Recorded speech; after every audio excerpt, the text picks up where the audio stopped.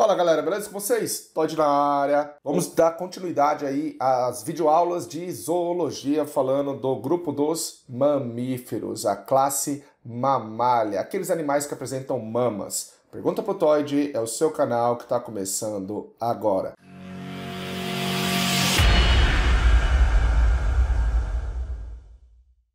Muito bem, galera, vamos começar falando da introdução sobre essa classe aí, a classe mamália, o grupo dos mamíferos, ok? O ancestral dos mamíferos é um réptil, isso, do grupo dos répteis. Então aqui é muito interessante você imaginar que mamíferos não evoluíram de aves, como alguns alunos imaginam. Mamíferos evoluíram de um grupo de répteis, ainda no período dos dinossauros. Mas eu faço um adendo aqui. Não havia ser humano na época dos dinossauros. Havia pequenos mamíferos, mamíferos que enquadravam-se mais na categoria de roedores. O esqueleto dos mamíferos é um esqueleto ósseo, apendicular, com membros superiores e membros inferiores. Além disso, a nossa pele, derivada dos répteis, é uma pele seca, com grande quantidade de queratina e que apresenta alguns anexos epidérmicos. A diversidade de glândulas é enorme. Nós temos glândula sudorípara, que libera suor, glândula sebácea,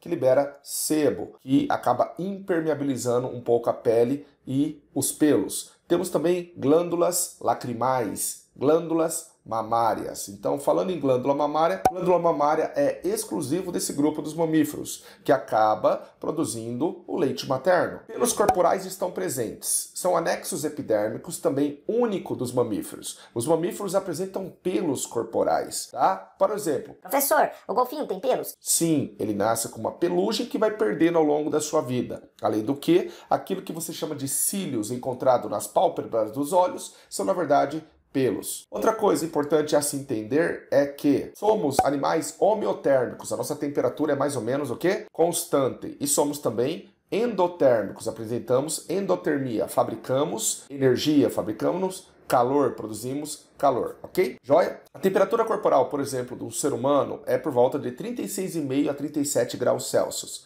A temperatura de um cachorro ou mesmo de um lobo é por volta de 41 graus Celsius. E isso se mantém mais ou menos constante. Temos uma reserva de gordura, chamado de panículo adiposo, formando um tecido chamado tecido adiposo e também tela subcutânea. Placenta é uma característica bacana que define o grupo dos mamíferos. Placenta é um anexo embrionário formado a partir de uma camada do embrião chamada de trofoblasto ou blastoderme, que tem as seguintes funções: função hormonal, nutritiva, função de excreção e de defesa. Em relação à placenta, temos as seguintes classificações aí, ó. Temos o grupo dos prototérios, aqueles em que não apresentam uma placenta, são mamíferos primitivos e botam ovos, e são encontrados na região da Austrália. O ornitorrinco é um bom exemplo de um animal prototério. Além do que, nós temos também a équidna, que vive na fauna de uma ilha próxima à Austrália. Os metatérios são aqueles chamados de marsupiais. O que são os marsupiais? Aqueles que apresentam uma bolsa ou marsúpio e que aloja a sua cria. Canguru é um bom exemplo, e aqui na América nós temos o gambá. Já os eutérios são aqueles em que apresentam uma placenta muito bem desenvolvida.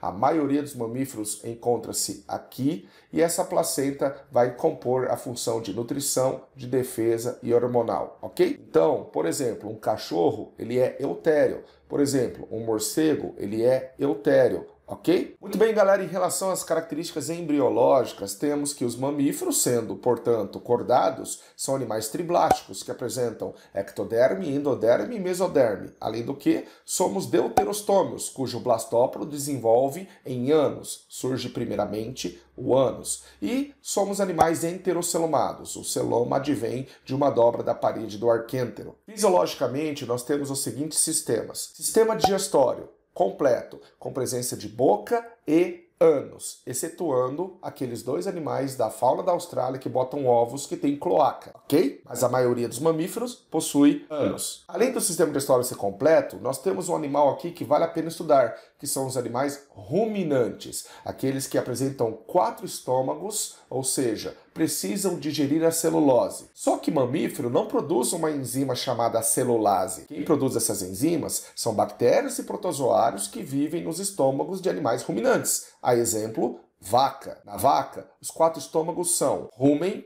retículo, omaço e abomaço. Em relação ao sistema respiratório, respiramos por pulmões. Pulmões o quê? Parenquimatosos, com dobras, e possuímos um músculo conhecido por diafragma, que além de separar o tórax do abdômen, é responsável pela respiração diafragmática. Em relação ao sistema circulatório ou cardiovascular, temos coração e vasos. O nosso coração ele é tetracavitário, formado por 4 câmaras. As câmaras são átrio direito, átrio esquerdo, ventrículo direito e ventrículo esquerdo. Tudo bem? A circulação ela é fechada, pois o sangue percorre sempre por dentro de vasos sanguíneos, sem extravasar e nutrir diretamente outros tecidos. A circulação ela é dupla, pois do lado direito passa sangue venoso e do lado esquerdo passa sangue arterial. E a circulação é do tipo completa, sem mistura. A artéria aorta aqui tem uma característica importante. Ela sai do ventrículo esquerdo e faz uma curvatura para o lado esquerdo do corpo. Nossas hemácias são hemácias anucleadas, sem núcleo. Aliás, a única hemácia do grupo dos cordados que não possui núcleo é o grupo dos mamíferos, ok? Todos os demais grupos, peixes, anfíbios, répteis e aves, apresentam uma hemácia com núcleo dita nucleada. O sistema excretor é munido por rins do tipo metanéfrons, bexiga urinária que armazena urina, e a excreção é a ureia, que é o produto intermediário enquanto tóxico. Em relação ao sistema nervoso, somos animais com 12 pares de nervos cranianos. 12 pares de nervos cranianos. Em relação ao sistema reprodutor, somos animais dioicos com fecundação interna, sendo que a maioria é vivípara. O que isso quer dizer? Não colocam ovos. O animal é formado dentro do útero e associa-se, nutricionalmente falando, à placenta. Existem 2 que são ovíparos, mas a maioria é vivípara. Galera, em relação às ordens, são diversas. Eu posso citar algumas aqui para vocês. Por exemplo, ordem primata. Na ordem primata temos quem? O ser humano e os macacos. Ordem rodentia. Temos os roedores e as capivaras. A capivara é o maior roedor do mundo. Ordem lagomorfa. A ordem das lebres e dos coelhos. Ordem cetácea. A ordem das baleias e golfinhos. Ordem quiróptera. A ordem dos morcegos. Ordem monotremata. A ordem do ornitorrinco e da équidna, e a ordem marsupiália, que compreende cangurus e gambás, por exemplo. É isso aí, galera. Eu espero que você tenha gostado dessa videoaula. Ela foi extremamente curta, mas importante para suas provas. Tenha um bom Enem e um bom vestibular. Beijo, galera. Tchau.